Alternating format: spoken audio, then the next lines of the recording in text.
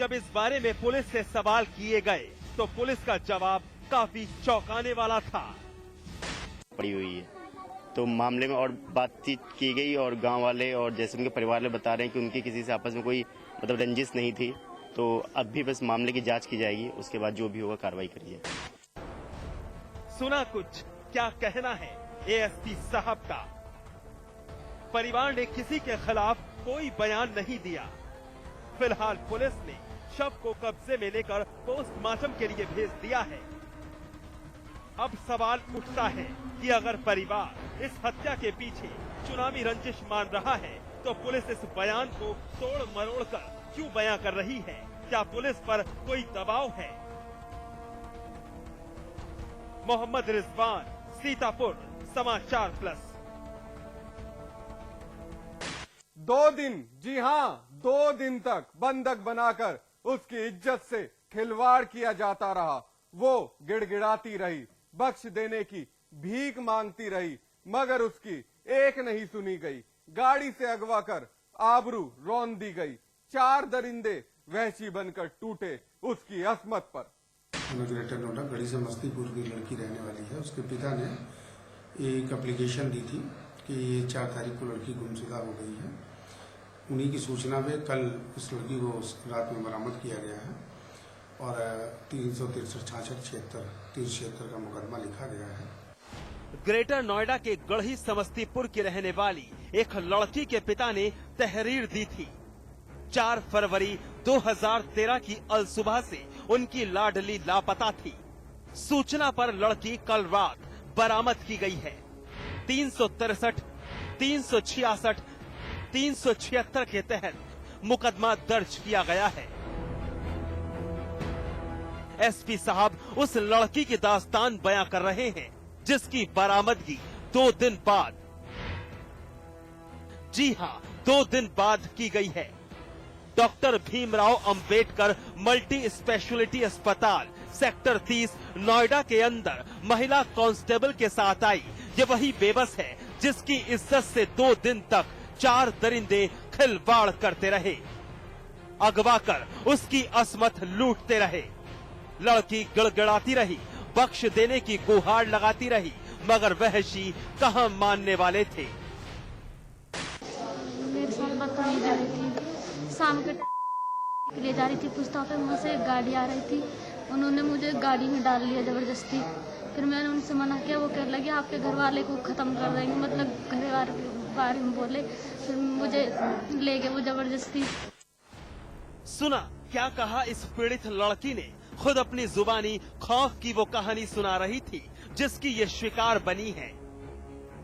सुबह के वक्त घर से निकली लड़की को गांव के ही रहने वाले जयप्रकाश और कल्लू ने गाड़ी से अगवा कर लिया। साथ ही 2 साथी और भी थे। बस फिर शुरू हुआ वहशियों का वहशियाना खेल। चारों वहशी लड़की को 2 दिन तक बंधक बनाकर इज्जत नोचते रहे। मुंह खोलने पर जान से मारने की धमकी दी गई। फिर मुझे कहीं और लेके मेरे साथ बदतमीजी करी। फिर मुझे से बोले जो हमारा नाम लिया तो तेरा भैया बाहर जाता है, उसे खत्म कर देंगे, तेरे पापा बाहर जाओ उन्हें खत्म कर देंगे, हमारा नाम मत लेना। फिर ऐसे ही कहते रहे वो मेरे से। मैंने की ना कहूंगी। फिर मैंने घर आके सबको बता दिया। वहीं पीड़ित के बयान पर पुलिस ने मुकदमा दर्ज कर 2 आरोपी गिरफ्तार कर लिए हैं। कल्लू और जयप्रकाश पुलिस के मेहमान बन चुके हैं। साथ ही लड़की का मेडिकल टेस्ट भी करवाया गया है। मेडिकल करा दिया गया, लड़की को कोर्ट में बयान होगा। बाकी जो जांच में आता है वो सब लोग कार्रवाई की है। कितने लोगों के खिलाफ रेप का मुकदमा दर्ज हुआ? 2 नेम्ड है, 2 अज्ञात है। बाकी जो भी है आगे कार्रवाई जांच के बाद है। किसी की अरेस्टिंग हुई है सर? इसमें 2 लड़कों की जो नेम्ड है उनकी अरेस्टिंग हो गई है। क्या क्या नाम है उनके? कल्लू और जयप्रकाश नाम है। बेटी के साथ हुई घिनौनी करतूत से पीड़ित का परिवार सहमा है। इंसाफ के लिए पुलिस से गुहार लगाई जा रही है। वहीं पुलिस ने फरार आरोपियों को जल्द पकड़ने का दावा किया है, लेकिन ये वारदात फिर महिलाओं की सुरक्षा व्यवस्था पर सवालिया निशान खड़ा करती है। आखिर किस तरह महिलाएं सुरक्षित महसूस करेंगी, ये एक बड़ा सवाल है। ग्रेटर नोएडा से हिमांशु शर्मा के साथ नोएडा से इंद्रसेन यादव, समाचार प्लस।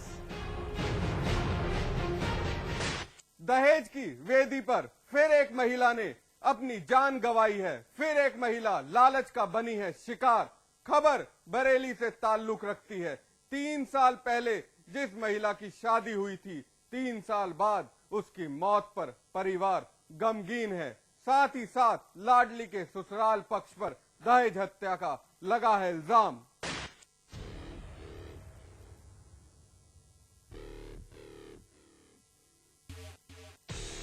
तस्वीर में दिख रही इस महिला का नाम है मधु। एक होनहार और पढ़ी लिखी महिला, बीएड पास, एमएड जारी थी। साल 2010 महीना जून का था जब परिवार ने मधु की शादी की थी। शादी के बाद मधु का परिवार अपनी जिम्मेदारी पूरी कर खुश था कि लाडली ससुराल चली गई, मगर यह नहीं पता था कि लाडली की खुशी महज मायके तक ही थी। उसके बाद तो उसकी खुशियों पर ग्रहण लगने वाला था। शादी बरेली के रहने वाले शिशिर माहेश्वरी से हुई थी। मधु के परिवार को बताया गया था शिशिर एक स्कूल चलाता है, मगर सब कुछ झूठ। स्कूल शिशिर के भाई हेमंत माहेश्वरी का था। इतना ही नहीं, दहेज की भूख भी मधु के ससुराल पक्ष पर हावी थी और उसी लालच का नतीजा मधु की मौत बनकर सामने आया। मैंने अपनी सिस्टर की शादी की थी 2010 में बरेली में देवेंद्र स्वरूप के लड़के शिशिर माहेश्वरी के साथ अपनी सिस्टर की शादी की थी। और इन लोगों का तभी से दहेज का, मेरी सिस्टर को तब से प्रताड़ित करते आ रहे हैं दहेज के लिए। हमने इनकी कुछ जायज़ और नाजायज़ मांगे पूरी भी करी, मगर इन लोगों का लगातार दहेज के प्रति लगाव बढ़ता रहा और ये लगातार मांग रहे हैं अभी भी। और इन्होंने 2 लाख रुपए मांगे इन्होंने गाड़ी खरीदने के लिए, वो हम लोग नहीं दे पाए और इसकी वजह से इन लोगों ने हमारी सिस्टर का जान से मार दिया। सुना कुछ क्या कहा मधु के भाई नीरज ने। बहन को प्रताड़ित किया जाता था, आजिज आ चुकी थी वो रोजमर्रा की ज्यादती से। वारदात बरेली के थाना सिरौली की है। मधु की मौत से इलाके में सनसनी है। मधु का परिवार बरेली के पोस्टमार्टम हाउस के बाहर खड़ा उसकी लाश मिलने का इंतजार कर रहा है। साथ इस बात पर भी चर्चा जारी है कि आखिर उनकी बेटी को इंसाफ कैसे मिलेगा। पीड़ित परिवार का साफ कहना है कि पति शिशिर और उसका पूरा परिवार कातिल है। 2010 में शादी हुई थी, बड़ी धूमधाम से मेरे ससुर ने अपनी हैसियत से ऊपर शादी की थी, कर्जा लेकर के, और अपनी हैसियत से ऊपर से शादी करी थी। लगातार ये व्यक्ति शिशिर महेश्वरी जो देवेंद्र स्वरूप का लड़का है और उसका जो भाई है हेमंत महेश्वरी, वो देवेंद्र स्वरूप का बेटा है जो स्कूल चलाता है सेकुलर स्कूल के नाम से। ये अपनी यहाँ पर पहुंच के बल पे अभी पुलिस के कब्जे में नहीं है। हमारी गुजारिश ये है कि सबसे पहले तो इनको पकड़ा जाए। लड़की के शरीर पे चोट के निशान है, गले पे फांसी लगाने जैसे कोई निशान नहीं है, तार से बांध के गले को खींचा गया है। ये हकीकत है, तार से बांध के सामने की तरफ में निशान है। मधु की मौत के बाद पीड़ित परिवार की तहरीर पर पुलिस ने मुकदमा दर्ज कर तहकीकात शुरू कर दी है। एक लड़की है मधु, जिसकी शादी हुई थी शिशिर माहेश्वरी से और 3 साल पहले शादी हुई थी। उसमें आपस में कुछ बात विवाद भी था। उसके बाद इनके जिस दिन ये इनके पति के घर में, पति सभी लोग बाहर गए हुए थे, लौट कर आए तो उन्होंने देखा कि ये लड़की ने फांसी लगा रखी है। अभी मामला संदिग्ध है। इसकी मेडिकल रिपोर्ट के लिए विसरा रिपोर्ट भेज दी गई है। विसरा प्रिजर्व कर दिया गया। लखनऊ से आने के बाद इसके बारे में पूरा जांच पड़ताल के बाद क्लियर किया जाएगा। मधु की मौत से पूरा इलाका सन्न है, साथ ही पूरा परिवार गमजदा है। मधु का बेटा शिशिर के पास है। वारदात के बाद से शिशिर का कोई सुराग नहीं है। परिवार इंसाफ चाहता है, लेकिन ये वारदात फिर साबित करती है महिलाएं अपराध का शिकार बन ही रही हैं, चाहे उसकी शक्ल कोई भी हो। अनूप मिश्रा, बरेली, समाचार प्लस।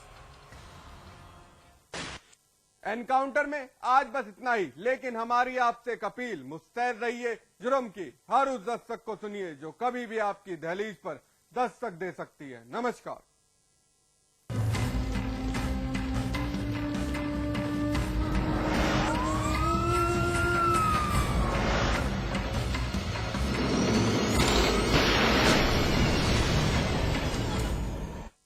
जिंदगी में समझौते हमें कबूल नहीं, ये सीखा है हमने रजनीगंधा बनाने वालों से, जो क्वालिटी से कभी भी कोई भी समझौता नहीं करते।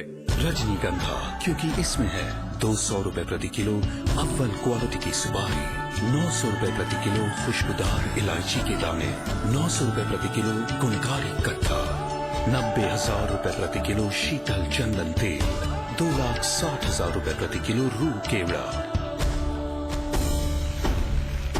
इसमें टेस्ट है, तंबाकू नहीं। तो आइए आप भी आजमाइए रजनीगंधा। रजनीगंधा, विश्व का सर्वाधिक बिकने वाला प्रीमियम पान मसाला। बेहतरीन कंस्ट्रक्शन, कम price, luxurious facilities, excellent location और नेचर के पास। Shri Rajnigandha greens Noida extension, a quality product by Rajput group of companies. आजली क्या? उंगली और जूली का कंबाइंड स्टडी का प्लान बना सीक्रेटली और भाइयों को भगा दिया फिल्म देखने क्लेवरली। थैंक यू भैया। एंड देन इंटरेस्टिंगली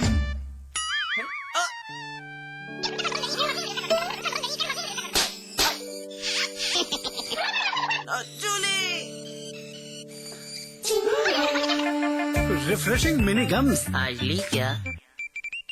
मैं चाहूंगा कि जब जब भी मेरा जन्म हो, वृंदावन की इसी पावन भूमि में हो। A unique project with world-class facilities just for you and your loved ones. Nalanda leisure Sanskar city At Vrindavan.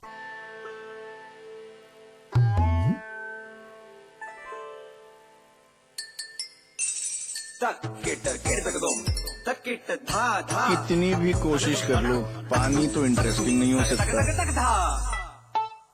Catch पियोज, सादा पानी मत पिलाओ, जरा कैच पियोज तो मिलाओ। वाटरमेलन, रोज, ऑरेंज और बहुत सारे मजेदार फ्लेवर्स में।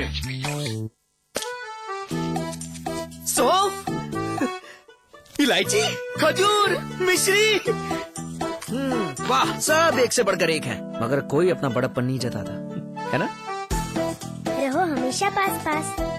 सपने सपने अपने घर लाओ, अपने अपने सपने घर लाओ, बहती हवाएं घर लाओ, उम्मीद की किरणें घर लाओ, सुबह रेशमी सांझ मखमली अपने आंगन में लाओ, खुशियों के तारे जगमग से तारों को छत पर सजवाओ, अपने अपने सपने घर लाओ। Supertech, yours for life. इसमें टेस्ट है, तंबाकू नहीं। आप भी आजमाइए रजनीगंधा। रजनीगंधा।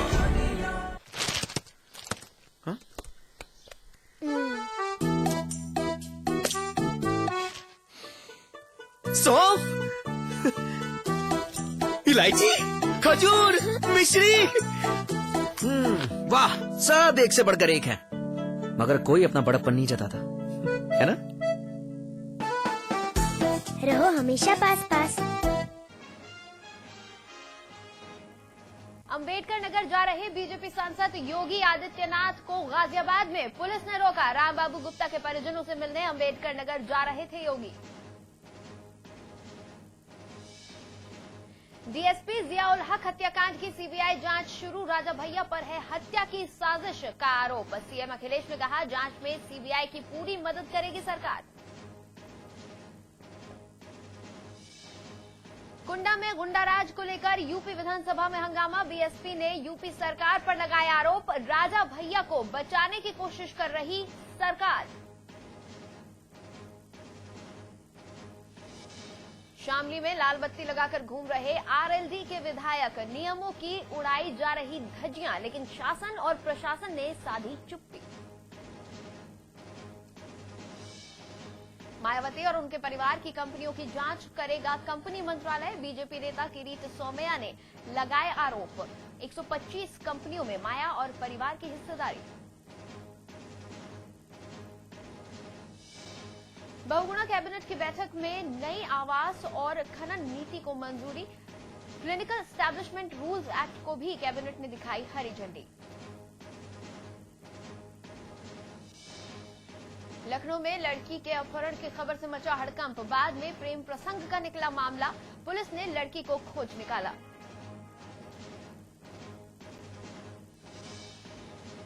बम धमाकों के आरोपी मिर्जा शादाब बेग के घर की आजमगढ़ में कुर्की। 10 लाख का इनामी आतंकी है मिर्जा शादाब बेग।